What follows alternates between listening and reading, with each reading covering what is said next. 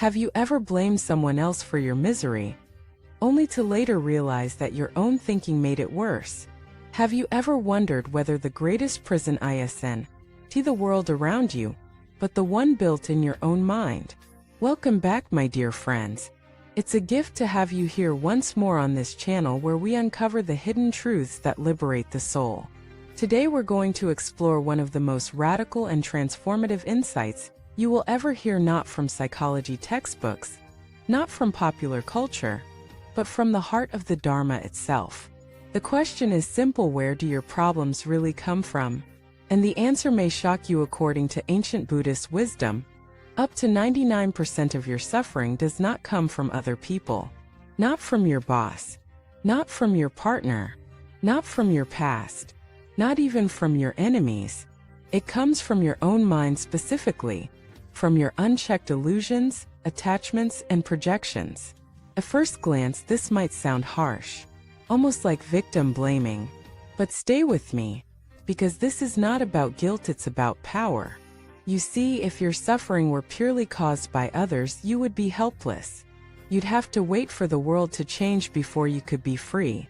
But if your suffering comes from within, then you hold the key.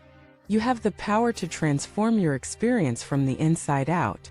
Let us explore this with clarity, depth, and courage. In Buddhist teachings, the mind is often compared to a mirror, a clear, empty surface that reflects everything perfectly.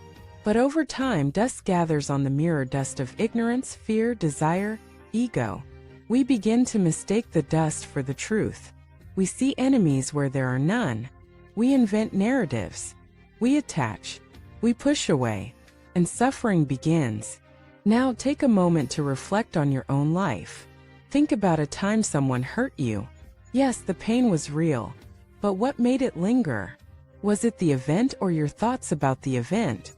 Was it what they did or the story you kept telling yourself afterward?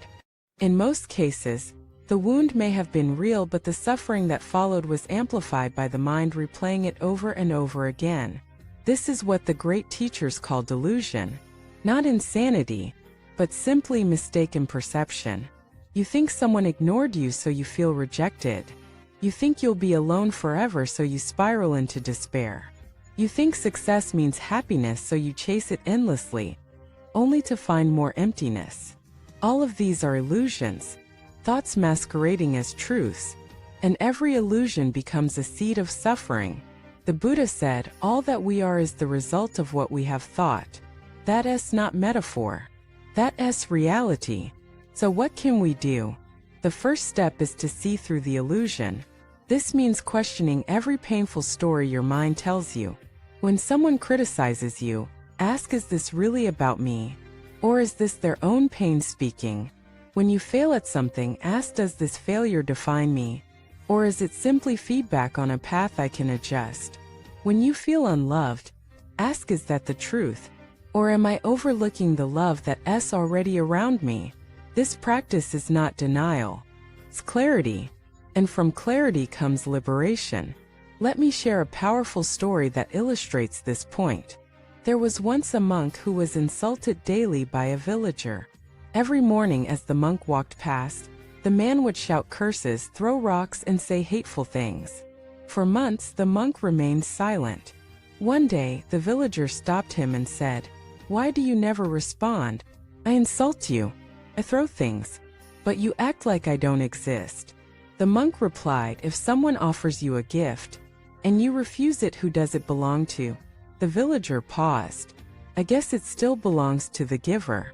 "Exactly," said the monk. "Your insults are your gift. I simply choose not to accept them." This is the essence of mental freedom. You cannot control what others do, but you can control whether you receive their negativity. Now let us go deeper. Why does the mind cling to illusions? Because of ego. The ego is not evil. It's just afraid. It wants to protect you. It wants control. So it builds walls, identities, expectations, judgments. But those walls become prisons. You think, I must be successful or I'm worthless. You think they must love me or I'm broken. You think life must be fair or I can't be happy. These are all walls. And every wall cuts you off from the truth that you are already whole, that no external thing can define your worth, that no situation can take away your peace unless you surrender it. When you realize this, a miracle happens. You stop reacting. You start responding, not from fear but from wisdom. This doesn't mean becoming passive. It means becoming powerful in a new way. You speak your truth, but you don't need validation. You take action, but you release attachment to outcomes. You love fully, but you don't grasp or cling. And slowly, suffering fades. Because suffering is not pain. Pain is inevitable. Suffering is resistance to pain. It's the story the mind adds. Once you stop adding the story, pain passes like a wave. It comes, it goes, but it doesn't break you.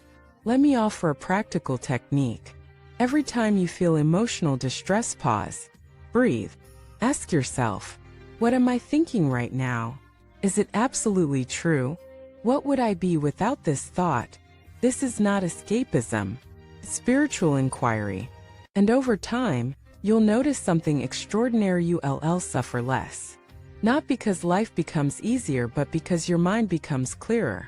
You'll start seeing people's pain instead of taking their words personally.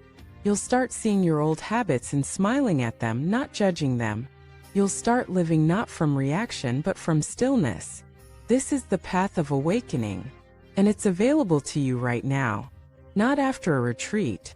Not after reading 100 books.